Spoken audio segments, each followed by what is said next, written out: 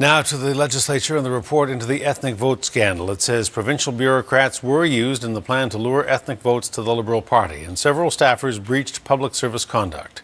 A former communications director spent half his time working for the Liberal Party and sent more than 1,000 confidential government emails to his personal account. He resigned before the scandal broke for another job, and the Liberals have since paid the province back $70,000. CTV's Stephen Andrew joins us now with more on the investigation, what it found, and the fallout. Stephen.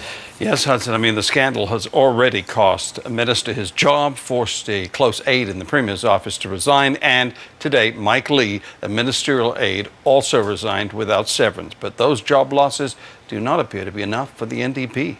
A scandal where this government manipulates the public service in order to supply its political party with information and resources. It's an embarrassment and it's a scandal.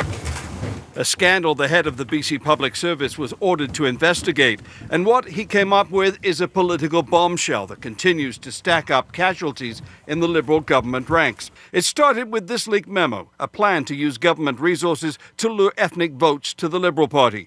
Okay, good morning. John Dyble and his team of senior deputy ministers determined officials breached the public service standards of conduct.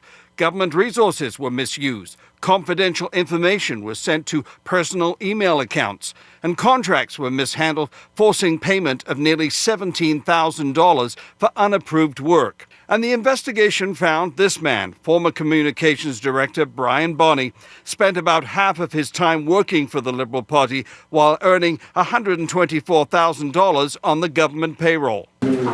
Premier Clark is promising to make swift changes, discipline those involved, and pay back any taxpayer money used to pay for the Liberal vote plan. The BC Liberal Party has already written a check for $70,000, which is what we estimate that cost might be. If it is more, we will write another check. Brian Bonney sent 1,100 confidential government emails to his personal accounts. He left government for another job 4 days before the scandal broke. Former Multiculturalism Minister John Yap was forced to leave cabinet over the scandal. He told investigators personal email was used to avoid freedom of information requests. Why did you try to hide it, sir? Making the emails available. No, sir. Why did you try to hide it? Why did you try to hide it? Will be available to the public. They have a right to. Why did you try to hide it from the public? That's the question. The opposition believes Dyble's review doesn't go far enough and wants an independent investigation.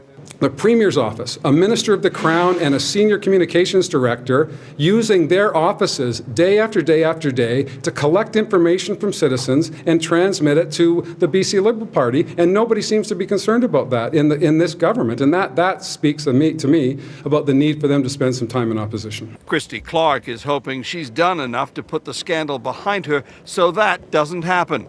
But it is certain the NDP will be reminding voters of the scandal right up until Election Day.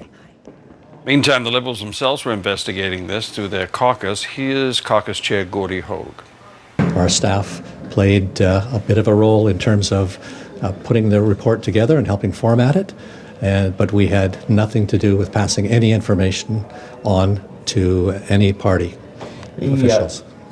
That investigation, Hudson, is going to remain behind closed doors because they have received some legal advice and are not moving forward making that public. Hudson? All right, Stephen Andrew reporting. Stephen, thank you. You're welcome.